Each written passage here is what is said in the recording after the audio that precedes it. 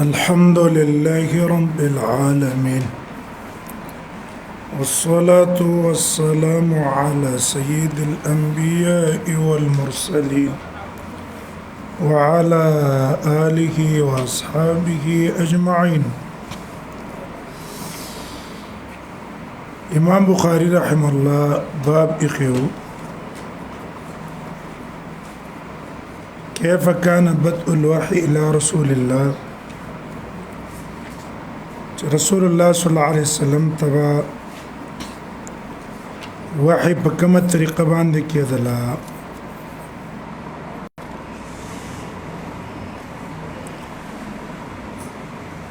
حوزیزی کې دی حدیث کې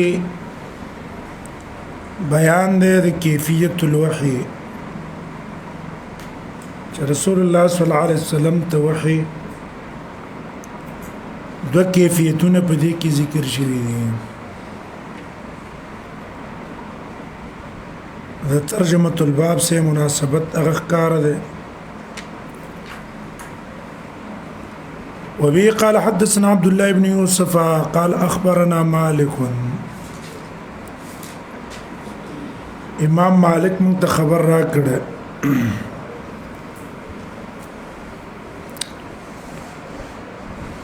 عن هشام بن عروة عن أبيه. هشام بن عروة هغه د خپل پلار عروة روایت نقل کړي.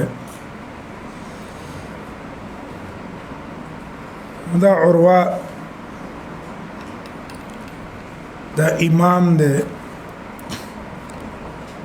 أو المجمع على إمامته وتوثيقه أو أحد الفقهاء السبعة ده. تاسو ته معلومه ده چې د مدینه و فقها مشهور یو سعید بن مسیب، دویم پکې عروه بن الزبیر،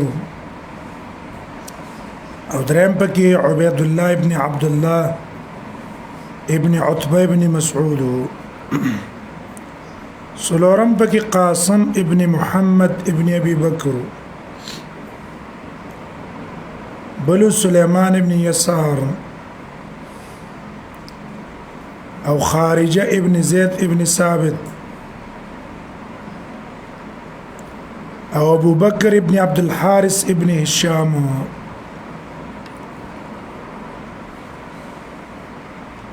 ده روایت نقل کړی دی عن عائشة ام المؤمنين. دا عائشة ام المؤمنين رضي الله عنها. هذا عائشة رضي الله عنها احوال من تاسو مخکې بیان کړه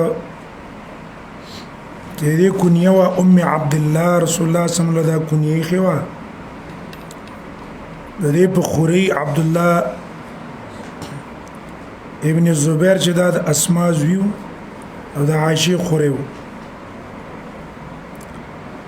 بعض علماء وی چیرې د دې به وخت بچي شوی وو. رسول الله صلی الله علیه وسلم اغیل نوم عبد الله کی خستو دیو جنادت ام عبد الله وی. او دا روایت کمزور ده. امام نووي ویل ده مخکې من تاسو ابو داود کی ویل رسول الله صلی الله علیه وسلم سره په مکه کې د هجرت نه مخکې نکاح کړو. شپږ کال و شوال میاشت کې به په مدینه کې هجرت نه وروسته واده کړه. هم د شوال میاشت و. دا دې په فضایلو کې ډېر احادیث او ډېر اقوال د علماو نقل لي. وجه دا ده چې د دې دشمنان ډېر دي. د هغه کثرت د دشمنانو د وجه نه الله د دې هغه کمالات څه کړي دي هغه راښکاره کړي دي. پرون موږ تاسو ابو داود کې موږ تاسو ویل چې الله له علم امر کړو. اول ته موږ تاسو ویلو چې دا وفات شوی د خلافت د معاویه کې اته 50 هجری کې شپږ شپېته کال عمر وو او بقي کې د پنځوي د شپې د جنازې مونږ په ابو هرره ځان خو کړه د نبی صلی الله علیه وسلم سره دا تکاله پنځه میاشتې رسول الله سم صفات شوی کله چې رسول الله وفات کړو دا د 300 کال په عمر کې وو عدالت وګوره امام بخاری د عائشہ په صفت کې ذکر کړ عن عائشه ام المؤمنین د عائشہ ام المؤمنین چې د مؤمنانو مور ده امام بخاری دا توصیف د عائشہ ام المؤمنین ذکر کړي چې دای اصل کې مستنبط کړي ده د دې آیات نه وازواجه امهاتهم سوره احزاب کې وازواجه امهاتهم هبه د دې مورواله دې اعتبار ده چې رسول الله صلی الله علیه وسلم د امت لپاره په منزله د پلار ده او دا هغه بیبیانې چې کوم واده کړی دی او که غیر واده کړی دي هغه ته امهات المؤمنین ویل کېږي په دې اعتبار تحریم نکاحهن بعد رسول الله رسول الله صلی الله وفات نرستو داغي سنکاح د حرامه ده لکه د مور سره وجوب احترامهن وطاعتهن د دې بیبيانو طاعت او احترام د سی واجب دی لکه د خپل مور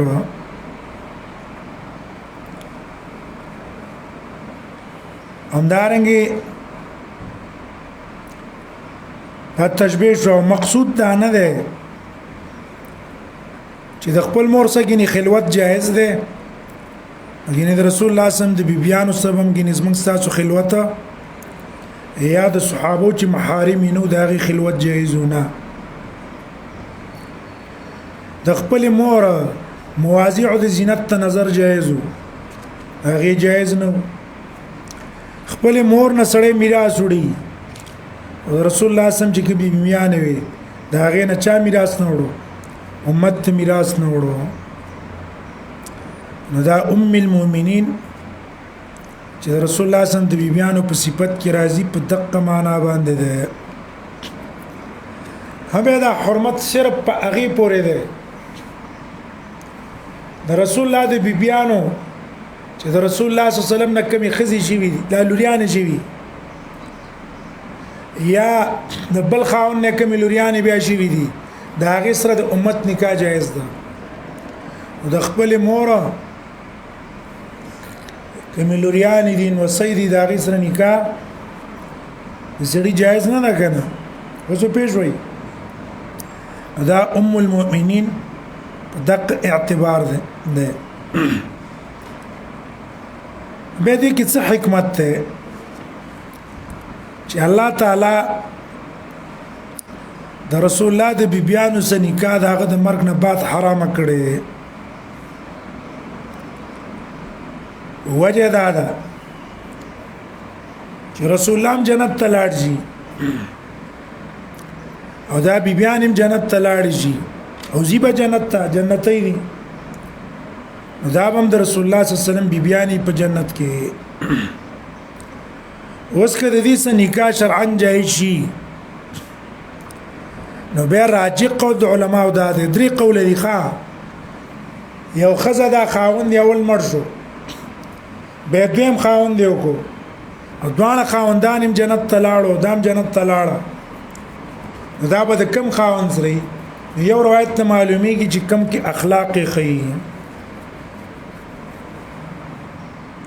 بل روایت کې توقف ده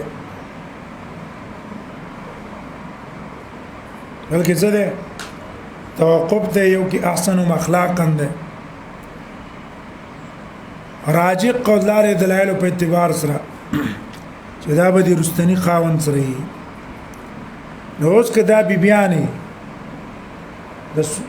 بل امتی سره نکاح کی او جنت ته لاړ شي او رسول الله صلی الله علیه وسلم خزه په دنیا کې او اوس په آخرت کې د بل چا سره دا بده ده دیو جن د هغه سره نکاح حرام شو د پاره د اکرام او اعزاز د نبی اوس دلته صفت لګولې د ام المؤمنین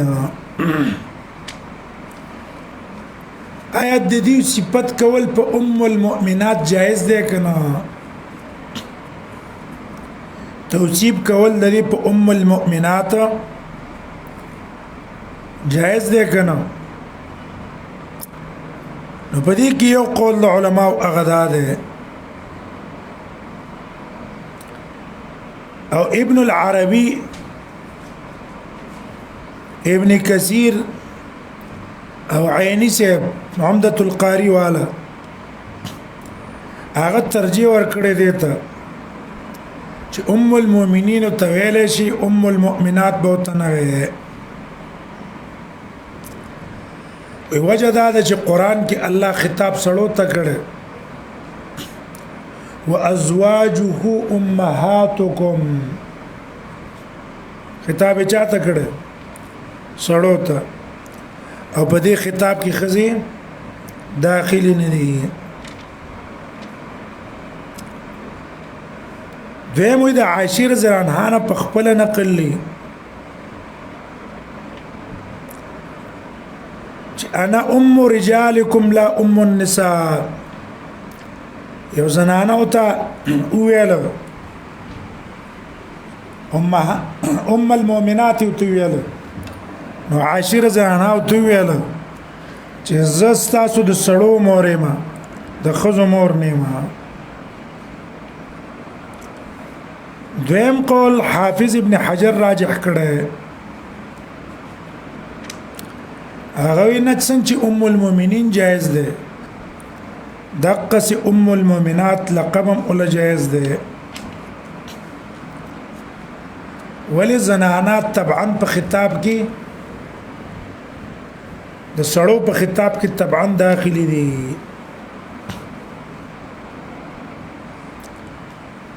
هټیک د رسول الله صلی الله علیه وسلم ته د نبی صلی الله علیه وسلم بیبیانو ته ام المؤمنین ویل کی نو دقه سي رسول الله صلی الله علیه وسلم باندې اطلاق کیږي د اب المؤمنین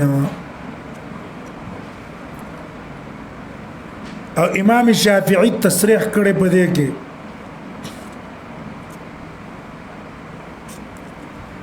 چې دا اب المؤمنین ته جائز ده ذکر رسول الله صلی الله علیه وسلم حدیث کې ویلي انما انا لكم كالوالد تکشوا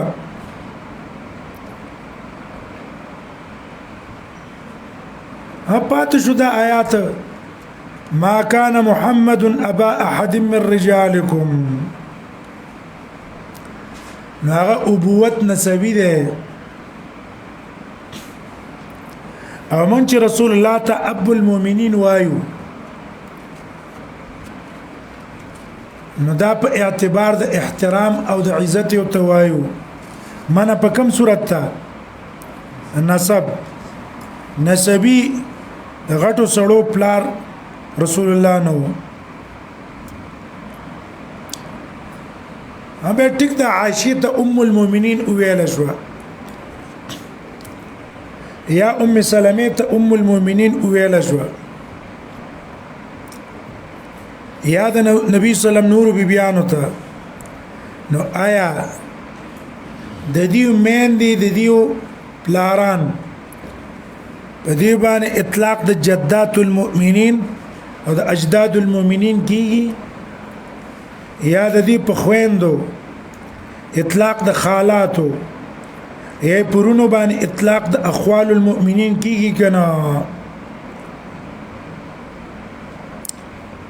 نو امام نووي وايي ولا يقال لبناتهن اخوات المؤمنين د دې لوريانو تبع اخوات المؤمنين نه ویل کی همدارنګ ولا آبائهن اجداد المؤمنين او ولا لامهاتهن جدات المؤمنين او نداغي ولا لاخوتهن اخوال المؤمنين ولا لاخواتهن خالات المؤمنين دا اطلاق بصرف پچا پوری د رسول الله صلی الله علیه وسلم په بیبیانو پوری وی دا عائشہ رضی الله عنها وی ان الحارث ابن هشام وحارث ابن هشام سأل رسول الله صلی الله علیه وسلم تپوسو کو د نبی صلی الله علیه وسلم نا فقال نو په تپوس کې دا الفاظ استعمال کړو دا حارث ابن هشام دا د ابو جهل رورو خپل سکر وریو او خالد ابن ولید ترو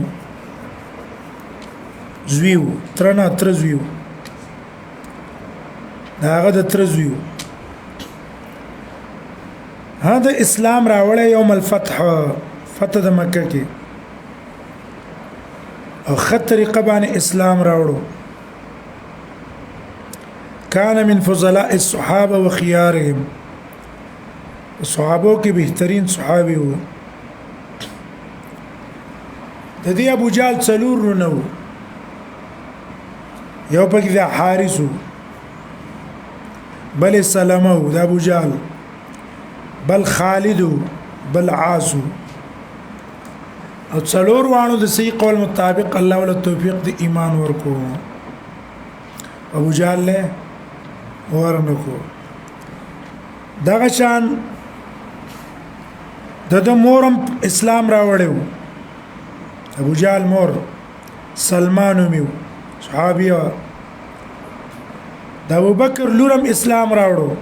د ابو بکر نه د ابو جهل دیو نبی دی اراده و چې علي له پنیکا ور کی کنه هغه اسلام راوړو د ابو جهل زوی عکرمه هغه اسلام راوړو صرف دی ابو جهل بدبخته ایمان نه نوړو ایمان نه محروم شو ويسأل تپوسه کړو د رسول الله صلی الله علیه وسلم نه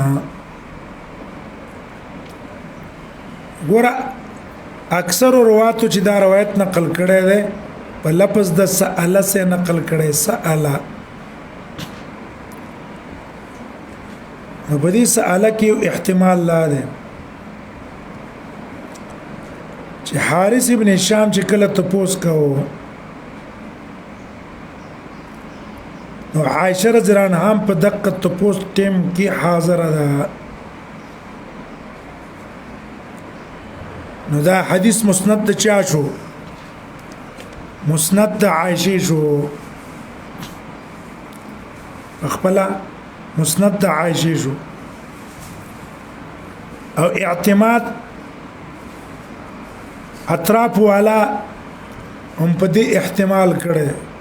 دیو جن دا حدیث په مسند د عائشہ کې نقل کړي دویم احتمال پکې د همشته چې عائشہ په خپل په دې سوال په ټیم کې حاضر نه و خو حارث هغه له خبر ورکړي چې ما د رسول الله نه د تاسو کو رسول الله را ته دا جواب راکو بیا به دا مرسل د چا شي د صحابي د بل صحابي نه وشي او د جمهور علما په نسبت باندې مرسل د صحابي حجت ته یو صحابي چې د بل صحابي نه نقل کی واغه ذکر نه کی او ډایرک داغه په ځای رسول الله ته نسبت کوي دا صحیح ده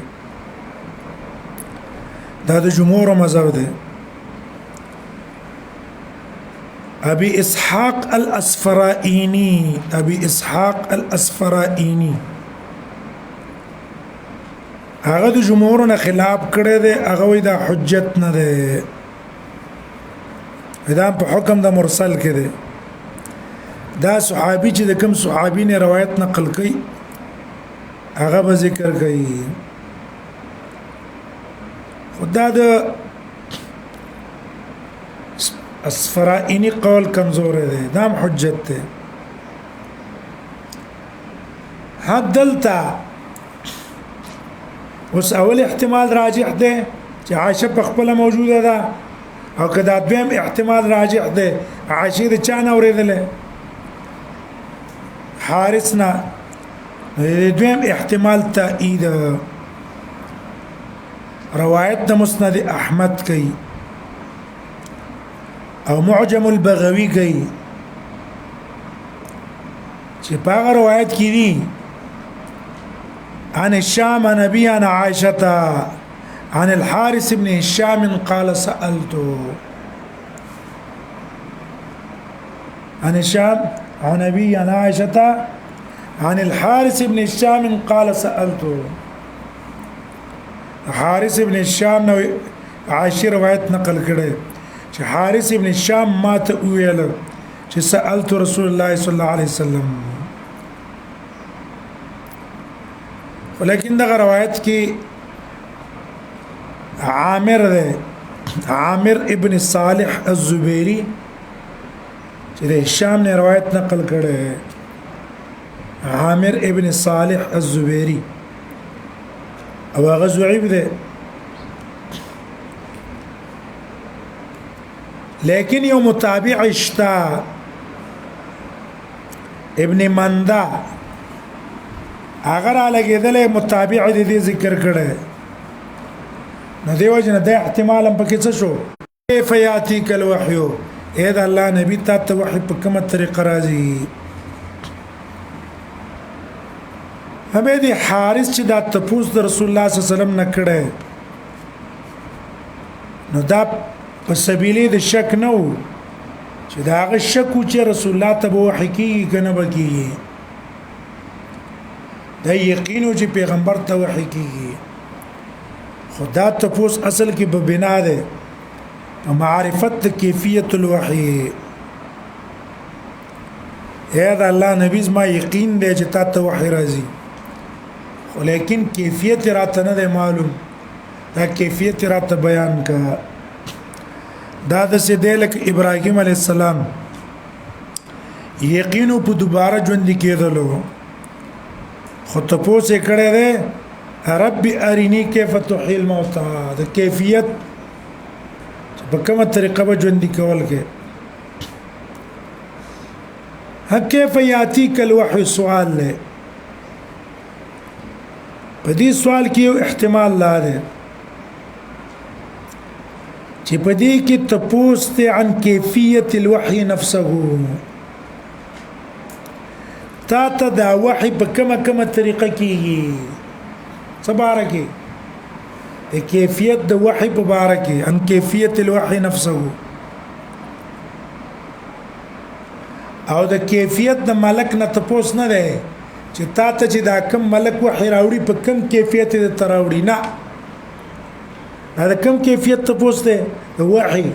چې تا ته وحی په ذاتی په کم کیفیت باندې کیږي او دلیل به دا اوله جمله ده احيانا ياتيني مثل سلسله الجرس کله کله ما تزکیږي دا وحی په دې کیفیت کیږي لکه کړنګاری د ټلای چې په کانی باندې پری دی غړنګ غړنګ غړنګ کوي کله دې په دې احتمال کې بیا د رسول الله صم د جواب احيانا یاتینی مقصد او غرض څه ده هغه ده چې ګوره کله کله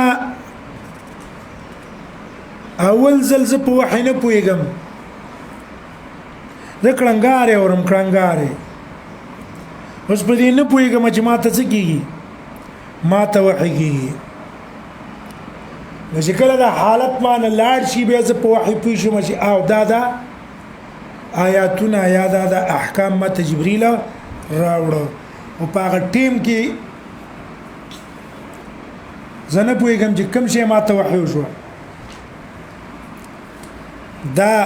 مطلب شو احيانا ياتيني مثل سلسله الجرس او دا دویم قول غرضه واحيانا يتمثل لي الملك رجلا فدې کې غرض دا دی چې زه د اول نه پیښم چې زه یو سړي څخه خبرې کوم او ما ته دا خبرې کوي پاسات په څه کېږم پاسات په پويګم چې ما ته څه کوي پلانکی خبره کوي دویم احتمال لا ده چې دا تپوس ده د کیفیت هغه ملک چې حامل له د پار د وحي كيف ياتيك الوحي اے د الله نبی كيف ياتيك څرنګه راځي تا ته هغه ملک چې کوم ځا وحي راوړي نو هغه ملک چې تا ته وحي راوړي دا ملک تا ته په کوم کیفیت او په کوم حالت راځي نو رسول الله صلی الله علیه وسلم او ته کیفیت داغه بیان کو او دا د دې رستو جمله تایید کوي احيانا يتمثل الملك رجلا چې ماته جبريل څه شي وحي راوړي نو ماته کله په شکل لسړي اځویم احتمال شو نو بیا به د رسول الله صلی الله علیه وسلم د جواب غرض دی ته تاسو د چا کړه د کیفیت حامل ملک نو رسول الله صلی الله علیه وسلم د جواب حاصل دا شو چې کله کله ملک ماته په شکل انسان کې راشي مخامخ په مخامخ اوسه خبرې کو او کله یاتینی مثل سلسله الجرس په داسې شکل او په هيئت کې راشي زینه پیژنم څنګه کوم پیژنم نه خو زه ګړنګارې سره پورم یا بنګارې یا ګړنګارې دا اورم ټیک شو لکه د ټلینا اخذ غیر معهود دی کنه دقه سي دا ملک چې ما ترازی په داسې شکل راځي چې زه پیژنم نه چې لاړ شي بیا ما ته پته ولګي چې دا ملک راغلی و دریم احتمال لا ده چې کیف یاتیک الوحی کدا تپوس ده عام صفت د وحیم تپوزی ام دارنګي د دې ملک کیفیتونم تپوزی چې اې د الله نبی دا راته وایا کیف یاتیک الوحی اول دا د وحی ته په کوم کیفیت راځي او دوین دا ملک چې ته وحی راوړي نو دا د په کوم طریقه باندې راځي نو رسول الله صلی الله علیه وسلم ته جواب ورکو کنه چې وحی کلماته په شکل د ټلې راشي نه ملکی نه ما نه داغه حیات او شکل ما او نه پاغه ټیم کې په دې پویګم چې ماته څه وایي داسې ګړنګاري لکه د ټلې کله چې دا حالت لاړ شي به زه پویګم او کله کله ماته په شکل د سړي باندې راشي نو پاغه ټیم کې چې ماته وحي کوي زه پېڅ کېږم زه به پویګم نو تاسو هم څه شو عام شو او رسول الله صلی الله علیه وسلم په جواب کې دوه ته بیان کړ کنه کیفیت د وحي او کیفیت د ملک هم سراشه که هر احتمال منګوالو ودلته نسبت اتيان وحي ته شوی او دا نسبت اتيان وحي ته دا على سبيل المجاز ده على سبيل المجاز ده عقلي زکا وحي راتل نشي کوله وحي څوک راوړي په خپل راتله خو نشي کنه هغه راوړي چې هغه ملک دی جبريل ټیک شو نو چون کې دا وحي چا راوړله جبريل راوړله او دا راتل صفت چا دی د جبريل له او د دې وحي د جبريل په منځ کې مناسبت تلازم ده نو د دې د وجه نسبت اتيان مجازن چاته وکړو وحي ته کو چې دا وحي ته په کومه طریقه راځي اوس په شو ان شاء الله دغه استعاره بالکنایه وي تاسو علم کلام کې دغه کې ویلې بیان کې چې دلته تشبيه د واحد سړي سره ورکړه گویا کې دا واحد په خپل یو سړی دی او بیا غ لوازم د مشبہ به هغه دې لڅکړه ثابت کړه ذکراتل څوک کوي سړی کوي وحی نه کوي هغه لوازم دې مشبہ لڅکړه ثابت کړه فقال نبی صلی الله علیه وسلم ته جواب کی ویلا احيانا ياتيني مثل سلسله الجرس وکله کله دا وحی ما ترازی په شان سلسله الجرس هغه ټنګاری د کړی څه معنا کبګټه باندې کړی واچې کنه ټنګ ټنګ ټنګ ټنګ کوي احيان جمع د حين دا اطلاق په وقت باندې کیږي معنا کله کله سلسله اصل کې ویل کېږي صوت وقوع حديد بعضه على بعض وسپنه چې وسپنه لرا بغا کې کنه دته څه ویل کېږي دته سلسله ویل کېږي هم به د اطلاق شوی دی على كل صوت له تنين هر هغه आवाज چې پاره کې زوی ټنګاره غونډه کې وي نو کاغه په وسپنه را خطا کې کانی باندې را خطا کې دته لګي دویم قول چا دا کړي چې سلسله لګي صوت متدارك لا يدرك في اول وهله هغه आवाज ته ویل کېږي مسلسل چې اول ځل په سړی نه پويږي هغه आवाज مسلسل چې اول ځل په سړی نه پويږي به وروسته پېڅ شي دته ویل کېږي سلسله او جرس هټلې ته ویل کېږي کم چې خلق حیواناتو ته ورځي مشتق ده د جرس نه جرس ویل کی حس تا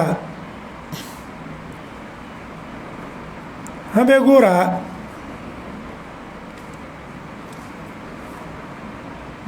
معنی دا ده لکه ټلې چې څنګه ټنګ ټنګ ټنګ ټنګ کوي کنه سړی پیڅنه کیږي کوي په نه دقه سپ اول ځل کې چې دا پیغمبر جبريل ما ته وحي کوي زه پیڅنه کېږم زه په نه پويږم هبه دا قسم وحي ملائکه تم الله کوي چې کوي ملائکه ته چې الله کله وحي کوي نو دا قسم وحي اغيتم دا ولي حديث کې راځي اذا قضى الله امرا في السماء ضربت الملائكه باجنحتها وکله چې الله فیصله د یو کار په اسمان کې وکي او ملائک خپل وزري وای خزعانا لقوله وجد عاجزين چاته الله قول ته د عاجزي د وجنه كأنها سلسلة على صفوان دسیدا لکه هغه دې کړی دی په کانی باندې بریخه ده اوس راشه دی حدیث کې خو اول کیفیت دا معلوم شو مثل سلسله الجرس تنگ تنگ کیږي زه پېڅنه کېږم زه پینې پوهېږم چې ما ته څه وایي نو اوس مسله دا ده چې د رسول الله صلی الله علیه وسلم ته به چې په دې وحي په ټیم کې ټنګ ټنګ د کړی کېدلو نو دا اواز د څه شي وو د اواز د ټلۍ په دې ټیم کې د څه شي وو په دې کې یو احتمال لا ده چې دا خپل اواز دی ملک بالوحی ده دا ملک د توحی کوي نو دا وحی چې کوم توي کنه الف لام میم ذالک الكتاب لا ريب فيه هدى للمتقين تکشوا یا بل حدیث تراوی انما الاعمال بالنیات دي جبريل به کوم تلفظات تکول دقه تلفظات आवाज بدسي پر رسول الله لګیدو لکه دا ټاله د ټنګ ټنګ ما خله ونه رسیدي ایو احتمال دی دویم احتمال لاره چې دا आवाज دی د ملک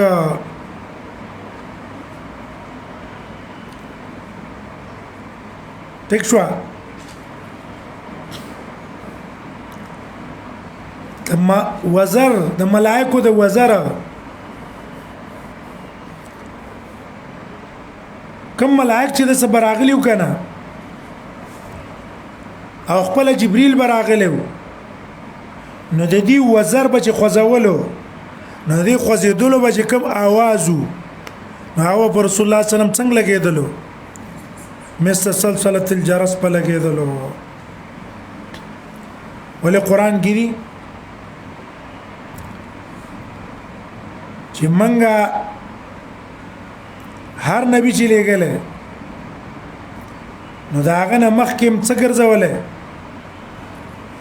رصد مو څه ګرځولې رصد د حفاظت لپاره او ابن سیوطی سے عبدالری منصور کی او ابن مردویه د عبد الله ابن عباس نه روایت نقل کړي چې ما انزل الله على نبيه آیه من القران وي هر په نبی باندې چې الله یو آیات د قران نازل کړي الا ومعها اربعه من الاملاك دي جبريل سبت څلور ملائکو يحفظونه حتى يودوها الى النبي صلى الله عليه وسلم او د جبريل حفاظت وکاو د دې لپاره چې دی وحي حفاظت وکي رسول الله صلی الله علیه وسلم ته روغ او واچي به د آیات به لستلو عالم الغيب فلا يظهر على غيبه احد الا من ارتضى من رسول فانه يسلك من بين يديه ومن خلفه رصدا مراتنا څلور ملائکه ليعلم ان قد ابلغوا رسالات ربهم دا आवाज د چا شو ولد جبريل او کوم چې حفاظت سو سراغلی د اخر وزرو आवाज شو دریم قول شاول الله سب کړه په تراجم ابواب البخاري کې هغه جنا د आवाज د جبريل او نه د هغه د وزرو بلکې صوت تولد من تعطل السماع دا आवाज تولد پیدا شو د سنا من تعطل السماع رسول الله صلی الله علیه وسلم په دقه وخت کې وکړ پرې قستو د بار صحابه خبرې به څنګه کولې نه به اورېدلې چې دا کله به وکړ پرې قستلو نو په دې ټیم کې به په دې غوګونه کې څه پیدا شو شنګار به پیدا شو لکه ګورا یو سړی سترګې بندې کی کنه څوکي سترګې بندې کی د بندېدو نه وروسته د تک پیدا کې قسمه قسم رنگونه راځي کنه سور رنگ شین رنگ دا وتا راځي ولې تاسو سترګې بندې کړې بار لیدل بند شي دي دقه سیدینه आवाज پیدا شو او دا به زکه ولا پیدا کو تعطل به د دنیا د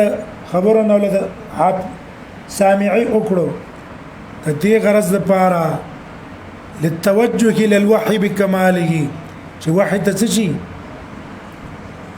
ورا متوجي شي په کمال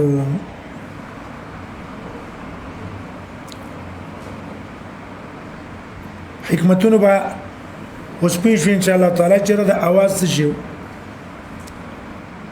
هاوس دلته یو سوال لې سوال هغه ده چې څنګه نبی صلی الله علیه وسلم تشبیه ورکړه د आवाज د جبريل په وخت د وحي کې بصوت الجرس आवाज د ټلې سره دینا چې आवाज د جبريل محمود ده او صوت الجرس مذموم ده منهي عنه ده شریعت کې ته من راغله ولا روایت د مسلم ده ابو داود هم ده لا تسحب الملائكه ان الملائكه لا تسحب رفقا فيها كلب او جرس وي هغه جماعت کې ملائک مرګري کیږي نه چې پای کې سوي سپي یا پکې تلي فيها كلب او جرس اندارنګ په دې حدیث کې دام دي الجرس مزامير الشیطان نو څنګه رسول الله صلی الله علیه وسلم تشبیه د محموده د مضمون سره ورکړه پېښوي په ونه راځي په اعتراض جواب دا غنه ده چې ګوره مقصود په دې تشبیه کې تشبيه صوت شديد بصوت شديد على وجه خاص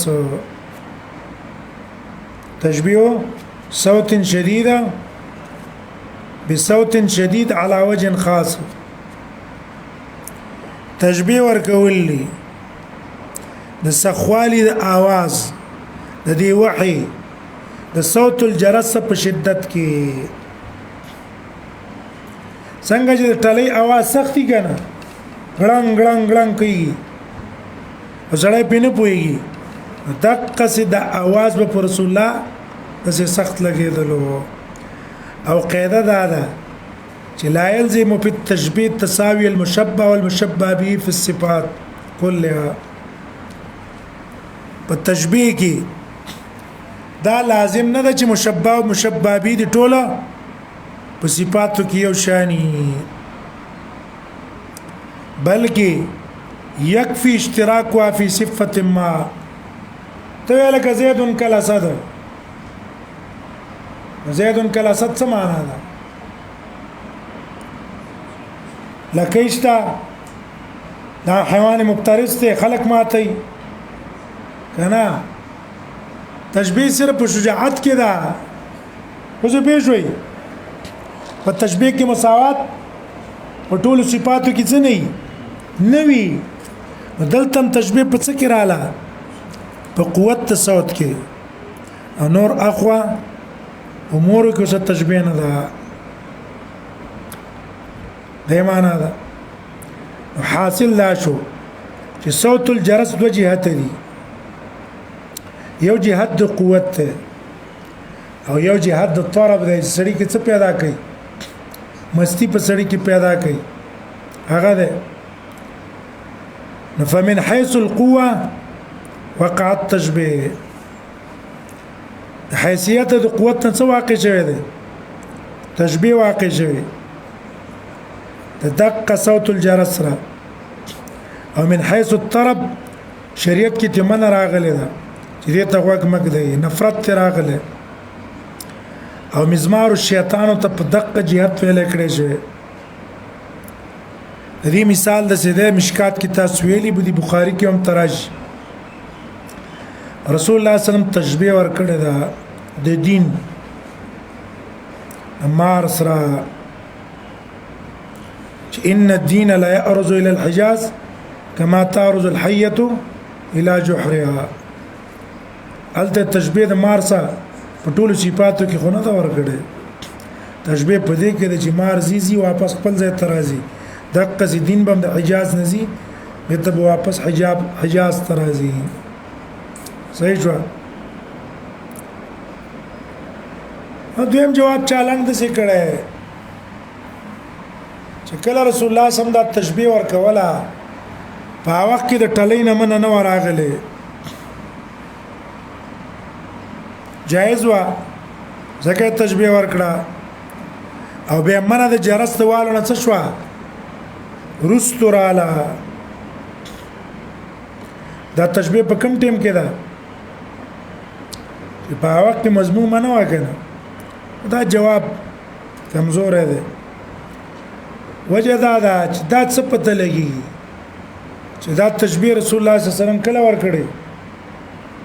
په هغه ټیم کې ور کړی دا چې په وخت کې لامن نه وراغلی په تاریخ مونږ تاسو معلوم دی دیو نه دا جواب کمزور دی اولنې جواب صحیح دی وهو اشدك علي او دا قسم وحي جبريل السلام براغه او یا بدا وحي ما تراله په شکل د سلسله الجرس چې زما په اول ځل نه پویدلم واذا اشدك علي دا په ما باندې ډیره سخت وا اشدك دې لفظ نه معلومیږي چې دا دویمه نوع وحبم په نبی صلی الله علیه وسلم سخت وا خدا به دا غي په نسبت ډیره سخت وا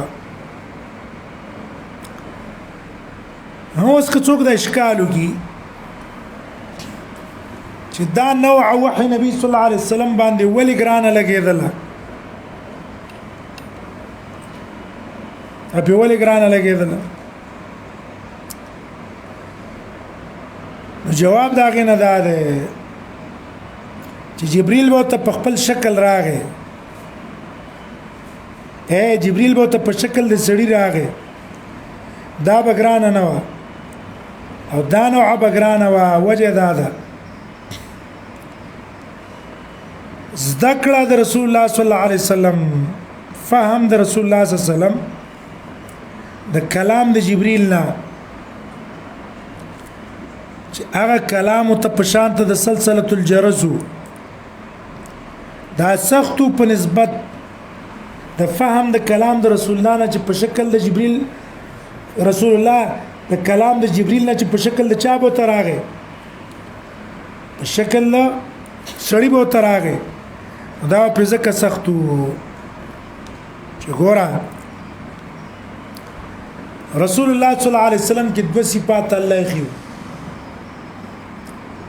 یو پکې صفات د ملکیت او جایت روحانیت وای دسه غلبه په پیراله چې د بشریت ته مچاته لاړو صفات د ملکیت روحانیت په غالب شو او دویم رسول الله صلی الله علیه وسلم په دې کې صفات د بشریت نو کله به چې جبرئیل په کوم شکل لاغه په شکل د سړی نو رسول الله سم په خپل بشریتو جبريل به د ملکیت ته چاته منتقل شو بشریت ته رسول الله په خپل حالتو رسول الله ته بدا اسانه او تکلیف به وتنو او چې جبريل به تراغه په شکل د سلسله الجرس نو رسول الله خامخا بدلیږي ولی د استاد او د شاګرد په منځ کې مناسبت ضروری اوس کله مونږ ته ملائک راولېږي نو زمونږ د ملائکو زمونږ په منځ کې مناسبت نشته مونږ به څه شو کېدې چې دا غي د خبرو د مړ بشو نو تناسب پیدا کېدل پکار دي رسول الله وڅکو بشریت ته به وستو روحانیت ته ملکیت ته نو په دې کې به انسلاخ د بشریت نه دا انسلاخ په رسول الله ډېر سختو او هو اشده علی زکویلا ما خیال پوی نه شوي ولی او دا انسلاخ زکه ده چې په دې کې دا به ملک زکه کیږي چې مناسبت قائله او د سامع په منځ کې پیدا شي صحیح شو هغه ځین کې دا کې نه وي کله چې رسول الله صلی الله علیه وسلم ته وحی شروع شولا نو کله چې د سره کوم دا صحابه دا شنګاره به صحابوم اوریدو سبا کېدو څنګه رسول الله صلی الله علیه وسلم ته سلسله الجرس محسوسېدو کنه خو کې به کوم صحابه هغه ته هم څه شلو هغه ته هم محسوس شلو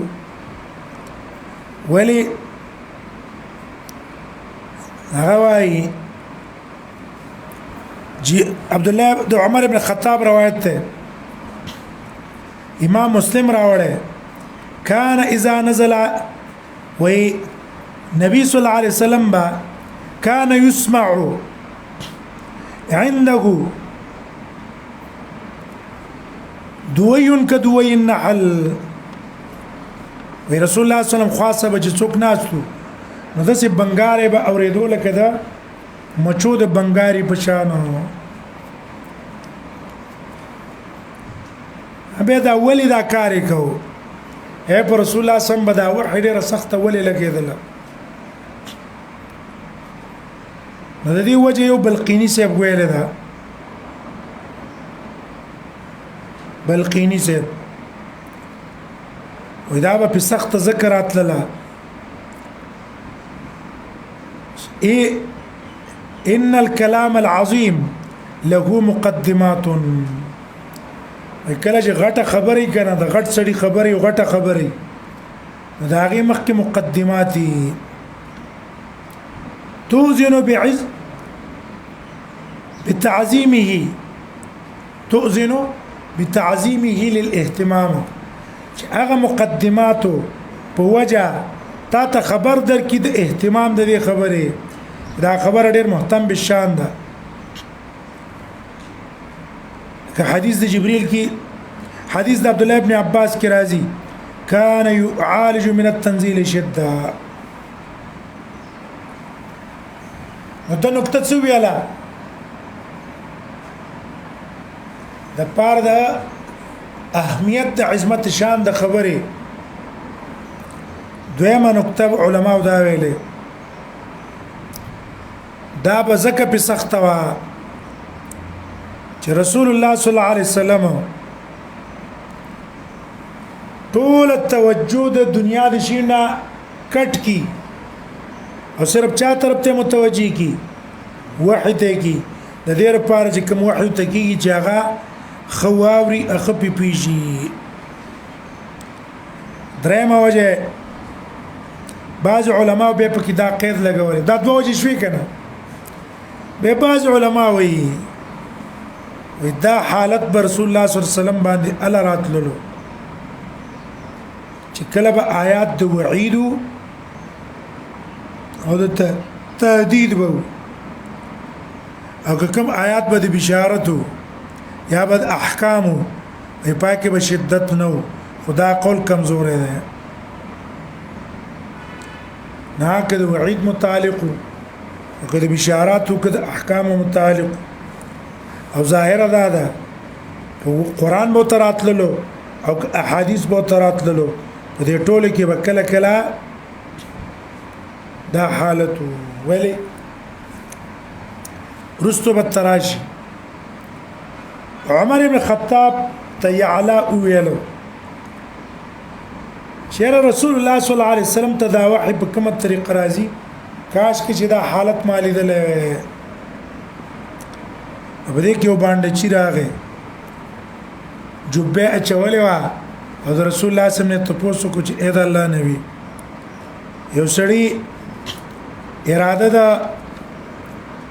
عمرې کړي نو څه به کوي نبی صلی الله علیه وسلم ته دا جوبه دې څه کا دا د لری کا نه په نبی صلی الله حالت شروع شي غتو یا حالات ول تراشه وګوره په وخت نزول د احکامو کې پیدا شوه ده کنه ده شوه دا قول صحیح نه ده هبه په دې فائدہ د دې شدت صدا نو په دې شدت کې فائدہ دا چې رسول الله صلی الله علیه وسلم ته الله درجات په بلند کی څونه تکلیفونه چې سخت برداشت تیری کی کنه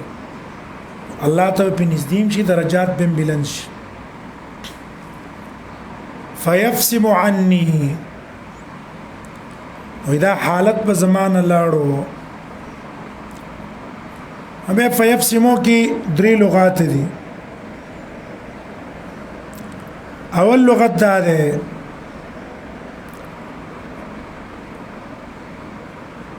چې هغه بفتح الياء يفسم صاد باندې کسره فيفسم او دا فصیح ده دویم لغت بضم الياء صاد باندې فتحه فيفصم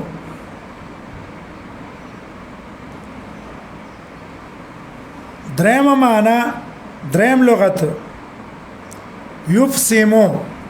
ای باندې زما سین باندې کسره هذا اولنی لغات معنا فصم ده قطع توي قطع معنا بذاك فيفسم عني او فيفصم عني دا حالت بزمانه منقطع شو قرآن کی راضی فقد استمسك بالعروة الوثقى لم انفصام لها معنا د انقطاع ها دون هذا فصم هغه چاودوالی ته ویل کی هغه شق ته ویل کی چې اوځي کی چاودو راشي خو یو بل نه جدا نشي څه نشي دیوال کی چاو دی دی خدا دیوال دیو بل نه څه نه دی شوی جدا شوی نه دی خو چاو دی پکې راغله دې ته څه وایي دې ته فصم وایي معنی دا ده چې جبريل به معنا لاړو خو په دې نیت نه چې به ته بچنه کېدو ما ته به ګنې بل ته نه راتلو نه صرف برانه به جدا شي وخت پورې به ته بیا ما ته وحی راوړه فيفارقني على نية أن يعود إلي او دریم معنا دا ده افصم المطر نماقوز فيفسم اذا اقلع جباران لرجي تكشوا اشاره شو فيفسمو کې دیتا چې ټیک ته دا جبريل معنا جدا شو خو ما ته بڅ کېدو واپس براتلو وقد وعيت عنه او حال دار جما بدی ملک نه څ کړي وا ازدا کړي وا د جدای نه مخکې ما قالا کما خبره ما ته کوله زب په پیده ما نه خو چې کله رانتلو با او ټوله خبره به زه پیښوي ما د برانه لاړو واحيانا يتمثل الملك